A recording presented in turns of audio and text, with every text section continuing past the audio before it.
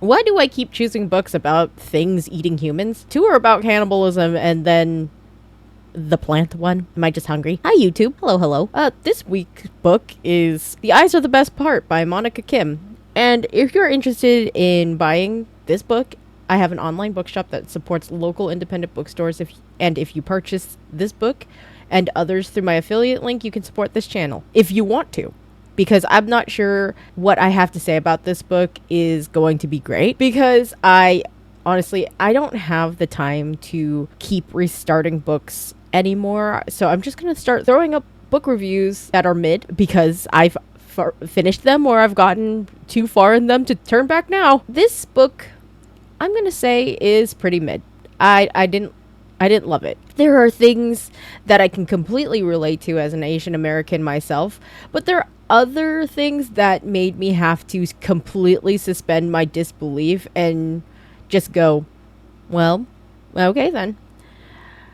So, this book is about a second generation Korean American girl by the name of Ji-woon, who is going into her first year of college, and it feels like everything is falling apart.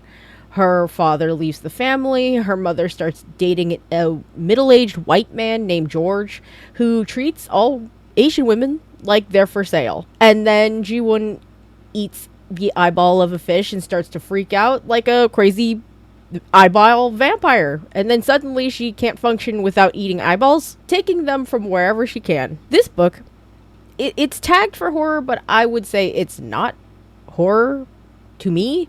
It has horrific elements, but it's not really scary on its face unless you count all of the Asian fetishization as horror, because man, that sure is horror. There is a disturbing amount of Asian fetishization in this book.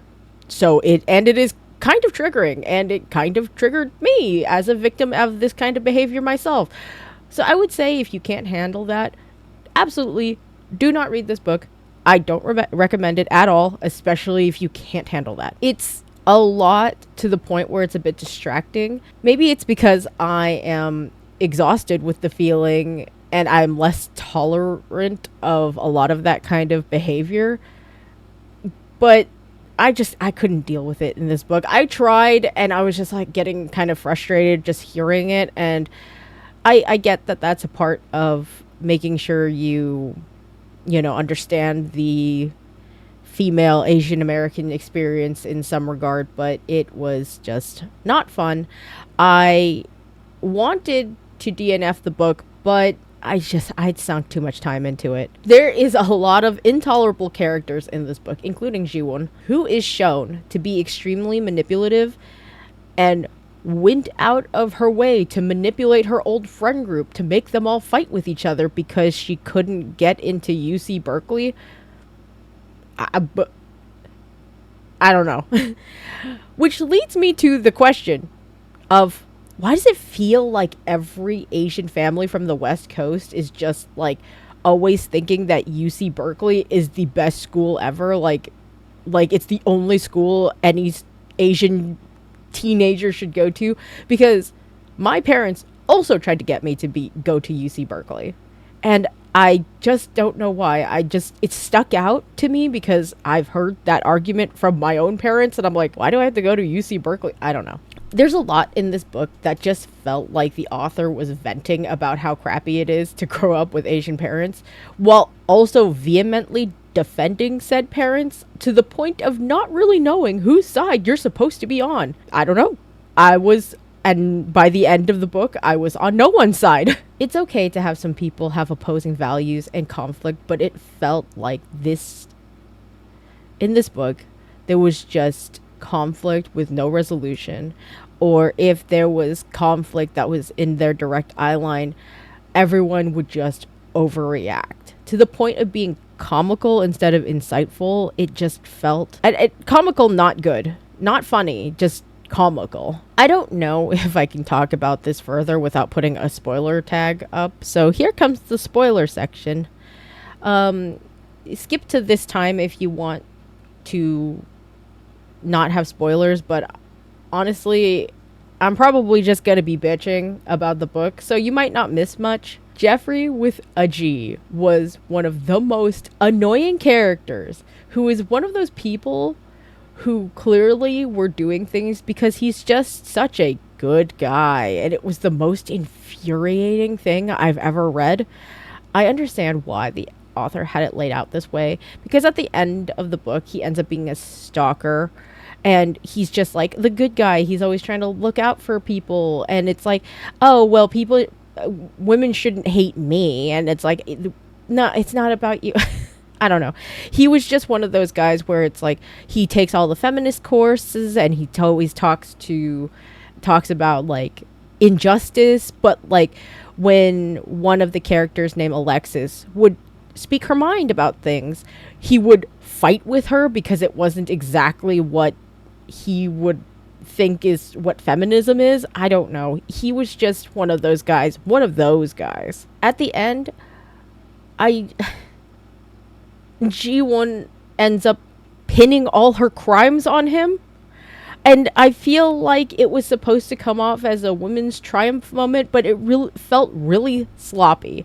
She wasn't slick. She was never ever investigated. As someone who watches true crime documentaries and things like that, I'm not an expert, but if the cops saw one of the victims in her car the night where the cops also found his same dead body, she would get investigated. There's no way that they would pull her over and just go, she was the last person this guy saw a scene with. I don't know.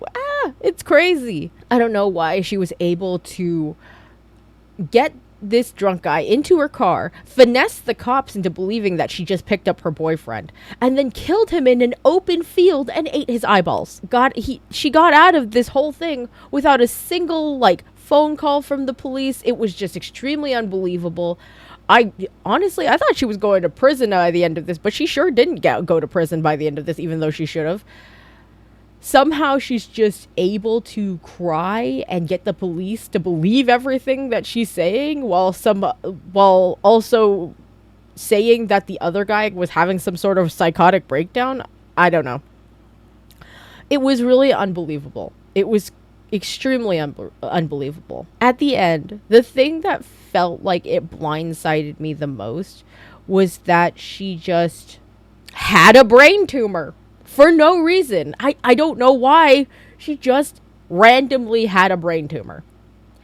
I've seen 3 to 4 webtoons with this trope. Webtoons is basically a website where you can read Korean comics. There's some American comics pushed in there and stuff, but a lot of it's from Korea. I just felt very confused on why that was there, why she had a brain tumor. I guess it was there to kind of explain her crazy dream sequences. You can't see me shrugging, but know that I'm shrugging. Or, I don't know, she also couldn't determine the difference between the waking world and the sleeping world, and I guess that was there to explain that phenomenon. But also there's lots of different ways you can do that without blaming a brain tumor, which would be drugs or demons or mental illness. I don't know. It just was really, really weird. And it was so blindsiding to me that I just kind of didn't like it. I could say it was like a K-drama, but I don't even know if a K-drama would do that. Welcome back from the spoilers. I really wanted to like this book because it's been kind of sitting in my TBR for a little bit, and I was eyeballing it. I was extremely disappointed in it. So I wanted to give it a higher score, but the only score I could legitimately give it is a 2. 2 stars out of 5.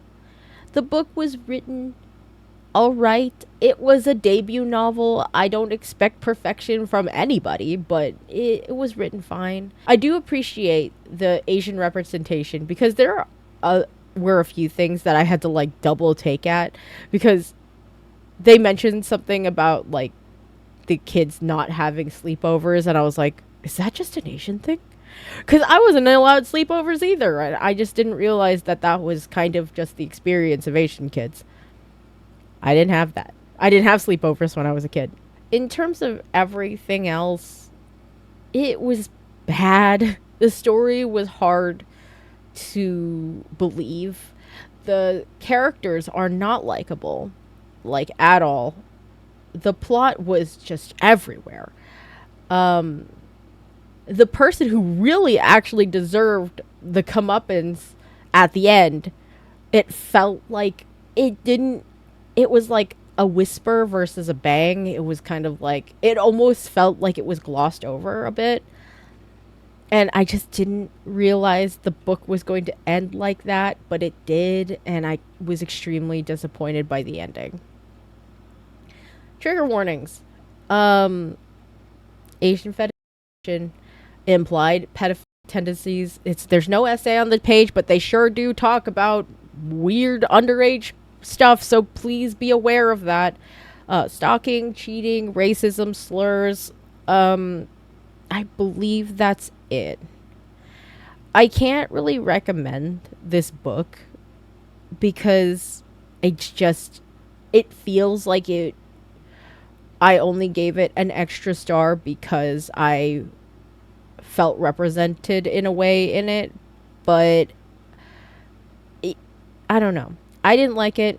It might be your thing. You can read the first, chapter and see if it's your thing, but honestly, it starts spiraling out into craziness at the end, and I don't know that even the first 60% of this book can explain the last half of it because it really does not take off at all until like the last maybe 20%. You have a good day, YouTube. Goodbye, goodbye. Uh, don't eat human eyes. Don't do that. I don't feel like it would taste good, especially like directly out of someone's skull. Okay, bye bye.